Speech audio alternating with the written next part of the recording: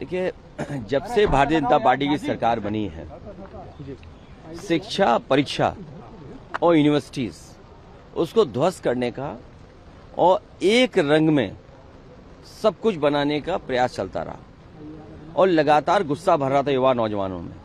NEET के बाद न केवल बच्चे थे साथ, बल्कि बच्चों के परिवारों का भी सहयोग मिला। इसी वजह से यह आंदोलन इतना बड़ा हो गया और अंततः जो दुनिया की सबसे बड़ी पार्टी है, विश्व की सबसे बड़ी पार्टी को झुकना पड़ा।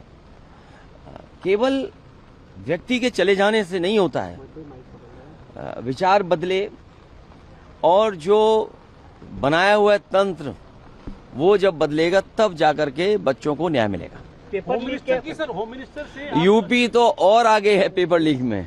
यूपी में तो 20 से ज्यादा परीक्षाएं लीक हुई हैं और सबसे ज्यादा छात्र नौजवान यूपी से भी निकल करके आया था। पेपर लीक के अलावा अयोध्या भी समाजवादी पार्टी का विषय है। हालांकि अब प्रभु भगवान श्री राम जी के सामने से ही चोरी हो गई। उनको जो दान मिला, चंदा मिला या चढ़ावा आया, वो तक में हेरा फेरी होगी। सोचिए आप। तो जब तक बदलाव नहीं आएगा, बड़ा बदलाव, तब तक ये चीजें रुकेंगी नहीं।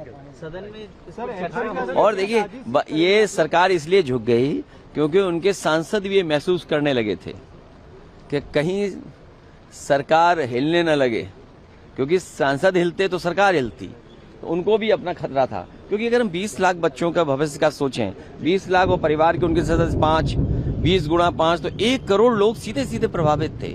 1 करोड़ लोग प्रभावित होने का मतलब सांसदों को भी अपना कुछ न कुछ नुकसान दिखाई दे रहा था। इसकी वजह से सरकार झुक गई। एचएम का स्टेटमेंट आज ही करेंगे सर आप लोग या नहीं? एचएम को तो आना ही चाहिए, पुलिस उन्हीं के अंडर है। जो लाठी चला रही थी, पैलेट चला रही थी, आंसू के गैस के गोले चला रही थी, वो तो उन्हीं के अंडर है ना। तो कम से कम वो बात तो आनी चाहिए थी कि क्या हुआ है, घटना क्या थी, इंटेलिजेंस फेलियर क्या थी, बच्चे इतनी बड़ी संख्या में क्यों आए यहाँ पर। तो ये सब जवाब तो हमें नहीं चाहिए, देश की जनता को चाहिए। ये लोकसभा तो देश के लिए है ना। AK-47 से गोलियां चलाई गई बिहार में, वो सस्पेंड हो गए।